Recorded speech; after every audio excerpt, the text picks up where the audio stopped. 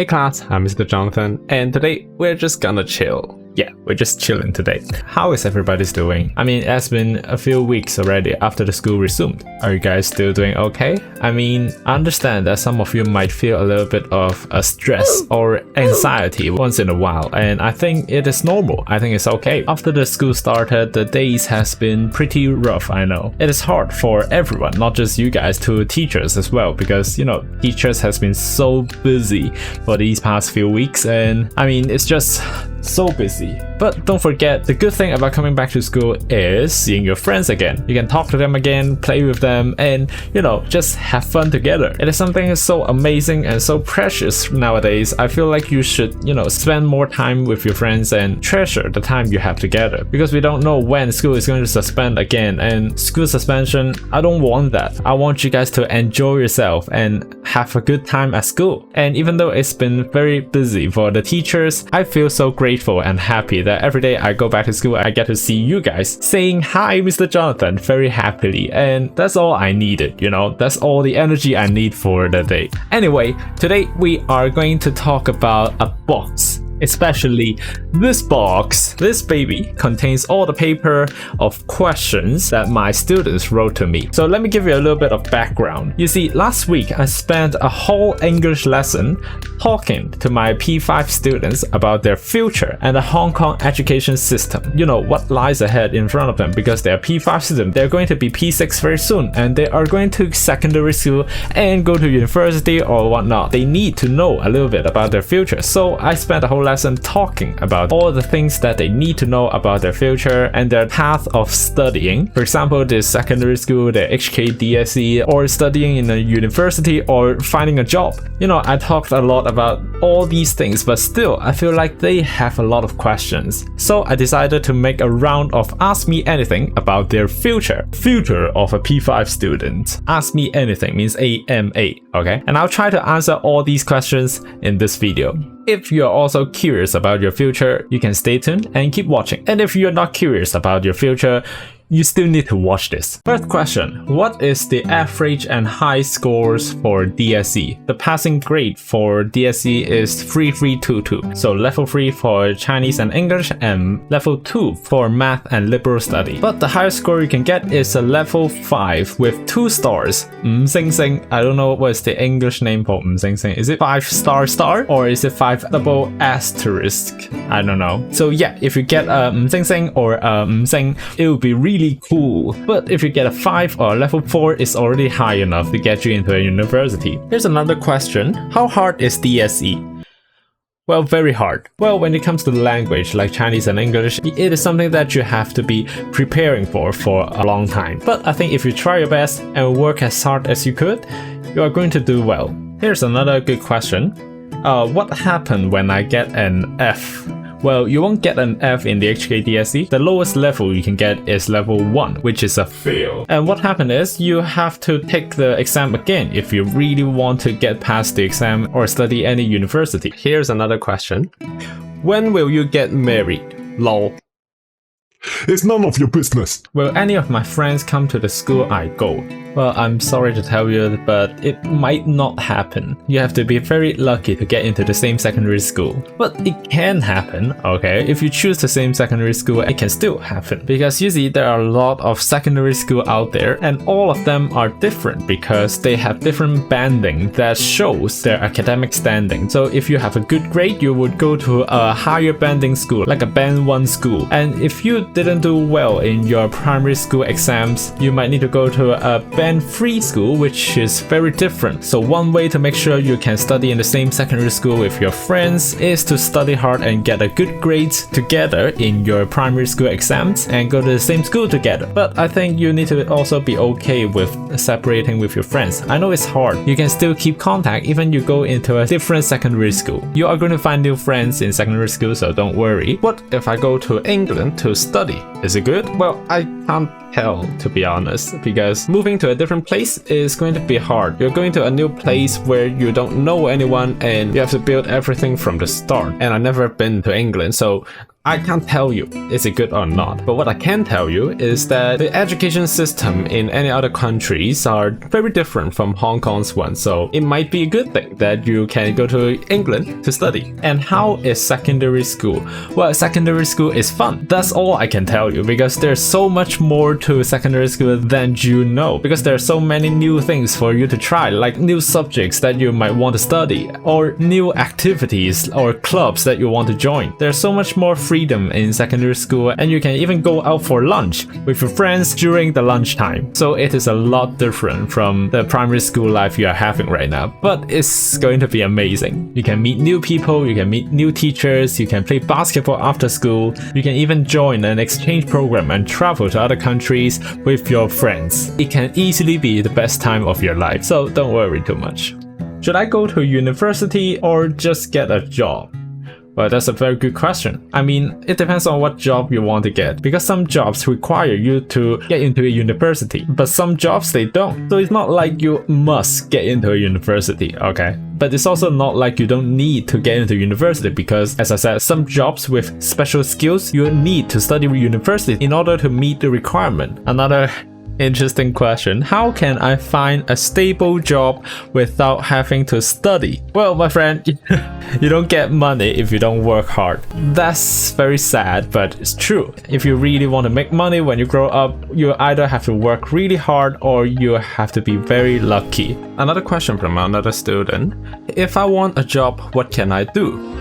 Well, first, you need to know what kind of job you want, because there's so many jobs and so many choices. What do you want to do? And if you find out what kind of jobs you want to do, then I think you should start right now to prepare for it. You need to find something that you like and enjoy and keep practicing it until you're very good at it, so that when you're old enough to get a job, there's a higher chance for you to get a job. If you like to play the violin or the piano, go for it. If you like to play the football, go for it. If you want to make a game, go for it. If you like to make memes, just do it. Learn everything about what you can and make a job, make a career out of it. If I want to be a gamer, what should I do? It sounds easy to become a gamer, but you don't usually make money from being a gamer. I mean, yes, if you're really good, you can join the esports and the tournament outside, and there are a lot of them where you can actually make some money. But that's not going to be enough, and also you need to find a way to support your living on your own. So usually gamers make money by being a streamer as well. So they stream every day and make videos every day to make a living. And I'm telling you, making videos or streaming every single day is not easy. It is still a lot of hard work. It is a very competitive market. It's very hard to actually become famous and make money being a gamer. So it is a risk you need to take. When should I get a car? If you want to get a car, you have to be old enough. I think it is 18 years old to get a driver license, and then you can get a car. After university, should I stay and be a chef or leave Hong Kong and go to Philippines and play basketball? If I go to PBA, would I leave my friends and family in Hong Kong? Okay, so my friend, it sounds like you are not sure about your future, and that's okay, because you're just P5. Sometimes when we get lost, we don't know what to do. Well, in my opinion, the best thing to do is to get better at what you want to do and keep going for it until one day you'll find out whether you like it or not, be it being a chef or playing basketball. I would try to do everything I can to become very good at what I like to do, and if you keep doing that, one day you might find the answer. And also during the process, you are going to find out whether you actually enjoy that thing or not, because choosing a path for your future also means you need to know if you enjoy that thing or not.